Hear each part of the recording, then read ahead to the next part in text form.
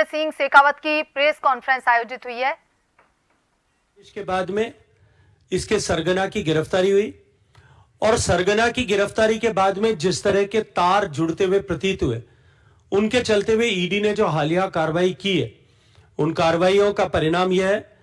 कि आज सरकार बैकफुट पर है और बौखलाई हुई नजर आ रही है। लेकिन क्योंकि नरेंद्र मोदी जी की सरकार का यह संकल्प पहले दिन से है कि हम किसी भी सूरत में किसी भी क्षेत्र में भ्रष्टाचार को बर्दाश्त नहीं करेंगे और भ्रष्टाचार के प्रति जीरो टॉलरेंस की नीति अपनाते हुए हम इस दृष्टिकोण से आचरण और व्यवहार करेंगे। इस पेपर लीक के केस में एसओजी और एंटी करप्शन ब्यूरो जो राजस्थान सरकार के मुखिया आदरणीय अशोक गहलोत साहब के अधीन काम करती हैं, गृह मंत्री होने के नाते और मुख्यमंत्री होने के नाते डायरेक्ट कंट्रोल एंड कमांड मुख्यमंत्री जी का है। जब मुख्यमंत्री स्वयं आगे चल करके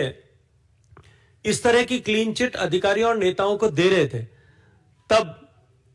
कोई भी कार्रवाई निष्पक्ष रूप से इन एजेंसीज के द्वारा हो सकेगी, इसकी संभावनाएं राजस्थान के जनता के मन में समाप्त हो गई थी। राजस्थान का युवा यह मानता था कि इस दृष्टिकोण से किसी भी तरह से हमें न्याय नहीं मिल सकेगा। राजस्थान एंटी करप्शन ब्यूरो के सेवानिवृत्त डायरेक्टर जनरल बीएल सोनी साहब ने खुद वीडियो करके यह कहा और इस बात को स्वीकार किया है कि सरकार बड़ी मछलियों पर हाथ डालने नहीं देती थी, हम पर दबाव डाल करके रोकती थी। अब जब इस प्रकरण से जुड़ी हुई बड़ी मछलियों पर ईडी ने कार्रवाई करना प्रारंभ किया है, तब निश्चित ही सरकार में बैठे हुए लोगों को अपनी धरातल हिलता हुआ प्रतीत होता है, अपनी धरती धूसती हुई प्रतीत होती है, अपनी कुर्सी खिसकती हुई प्रतीत होती है और इसके चलते हुए वो ध्यान भटकाने के लिए इस तरह की फौरी प्रतिक्रियाएं करते हैं। आज उन 70 लाख युवाओं और युवतियों को न्याय दिलाने के लिए जब एनफोर्समेंट डायरेक्टोरेट ने नियमानुसार कार्रवाई करना प्रारंभ किया है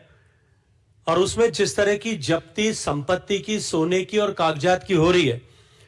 आज उन सब ऐसे 70 लाख युवा और उनके परिजन जिन्होंने खून के आंसू बहाए थे, सरकार की इस विफलता और सरकार के में बैठे नुमाइंदों की मिलीभगत के चलते हुए जिस तरह के पेपर लीक के प्रकरण राजस्थान में हुए थे, उनसे अब न्याय की उम्मीद उनके खिलाफ हो रही इस कार्रवाई के चलते हुए इन युवाओं और उनके परिजनों के मन में जागी है। राजस्थान के मुख्यमंत्री अशोक गहलोत साहब ये बताएं कि गोविंद सिंह डोटासरा जी के ऊपर यदि वो सम्मिलित हैं, उनके सूत्र और तार पेपर लीक के यदि उनके परिवार और उनसे जुड़े हुए मिलते हैं, तो इन गरीबों, इन दलितों, इन शोषितों, इन पीड़ितों ऐसे और उनके परिवार के युवाओं को न्याय दिलाने के लिए उन पर कार्रवाई होना चाहिए कि नहीं होना चाहिए। मैं आप सबको स्मरण कराना चाहता हूं कि जब माननीय मुख्यमंत्री ये कह रहे थे कि कोई भी अधिकारी और कर्मचारी इसमें सम्मिलित नहीं है,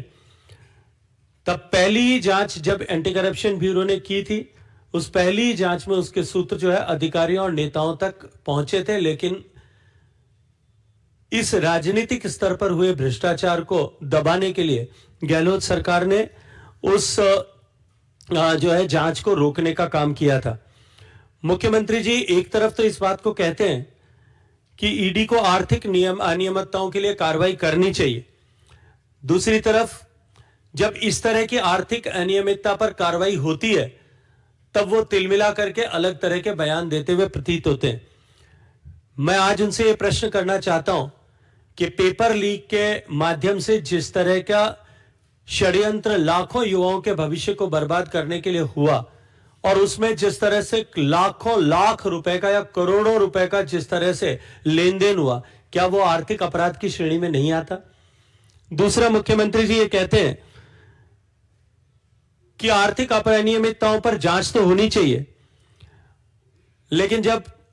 उनके पुत्र के द्वारा किए गए आर्थिक अनियमितता पर कोई जांच होती है, उस पर वो तिलमिला करके प्रतिकूल बयान देते हुए प्रतीत होते हैं। आज उन्होंने इस ईडी की कार्रवाई को अपने द्वारा दी जा रही खोखली गारंटियों, जिनके ऊपर से जनता का विश्वास समाप्त हो गया, उनके साथ जोड़ने की एक बार पुनः चेष्टा की है। राजस्थान के किसानों के साथ धोखा करने वाली, राजस्थान के युवाओं के साथ अन्याय करने वाली, उनके भविष्य के साथ खिलवाड़ करने वाली, राजस्थान के माताओं बहनों के सम्मान को गिरते हुए आंख मूंद करके देखने वाली इस वर्तमान अशोक गहलोत सरकार की तिलमिलाहट आज और बौखलाहट आज स्पष्ट रूप से दिखाई देती है। मैं एक विषय और आप सबके सामने स्पष्ट करना चाहता हूं कि एनफोर्समेंट डायरेक्टरेट ने जो माननीय गहलोत साहब के बेटे के खिलाफ कार्रवाई की है, उसके तार मॉरिशस से हवाला के जरिए पैसा जाना और रीरूट होकर के पैसा आना इस प्रकरण से जुड़े हुए हैं। इस तरह से देश में काले धन को रोटेट करके उसको जायज बनाने का जो प्रयास होता था और उसको रोकने के लिए जिस तरह से कि भारत की सरकार ने आदरणीय नरेंद्र मोदी जी के नेतृत्व में काम किया है और सफलतापूर्वक उस पर लगाम लगाने की कोशिश की है, मेरा प्रश्न यह है कि इस पर जांच होनी चाहिए या नहीं होनी चाहिए, इसको लेकर के अशोक गहलोत साहब को स्पष्टीकरण देना चाहिए। जहां तक एनफोर्समेंट डायरेक्टरेट की बात है, अब जो माननीय मुख्यमंत्री जी बार बार इस बात का दोषारोपण करते हैं कि ईडी की कार्रवाई उन्हीं प्रदेशों में होती है जहां चुनाव होने वाले और विपक्षियों को टारगेट करके ईडी की कार्रवाई की जाती है। मैं आज आप सबसे एक प्रश्न करना चाहता हूं कि अब से पहले जितने प्रमुख ईडी के केसेस हुए हैं उनमें से कितनों में न्यायालय ने राहत प्रदान की है? अगर सरकार के किसी दबाव में एक स्वतंत्र एजेंसी ने गलत काम किया होता तो निश्चित ही न्यायालय ने उसमें हस्तक्षेप करके न्यायपालिका ने निश्चित रूप से राहत प्रदान की होती। एनफोर्समेंट डायरेक्टरेट के पिछले 9 साल के रिकॉर्ड को यदि उठा करके देखा जाए तो मैं जिम्मेदारी के साथ में यह कह सकता हूं कि ईडी के द्वारा पीएमएलए में रजिस्टर्ड किए गए केसेस में 93% से भी ज्यादा कन्विक्शन हुआ है। 93.54% केसेस में कन्विक्शन अब तक हुआ है। शायद दुनिया के किसी भी एजेंसी के द्वारा किए गए कार्रवाई में कन्विक्शन की रेट जो है वो इस स्तर पर नहीं होगी। इसलिए ईडी पर दोषारोपण करके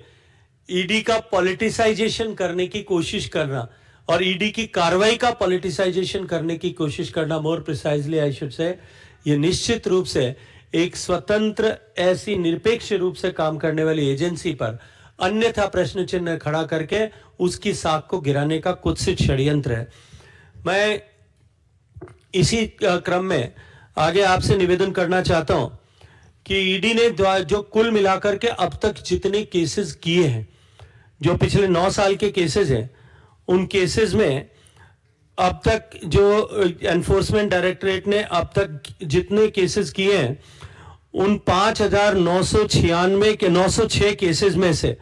केवल 3% केसेस ही पॉलिटिकल लोगों जो पीपल्स रिप्रेजेंटेटिव हैं या उन्होंने पीपल्स रिप्रेजेंटेटिव की तरह काम किया है, उनमें से केवल 5,900 केसेस में केवल 3% लोग ही ऐसे हैं। इसलिए इस तरह का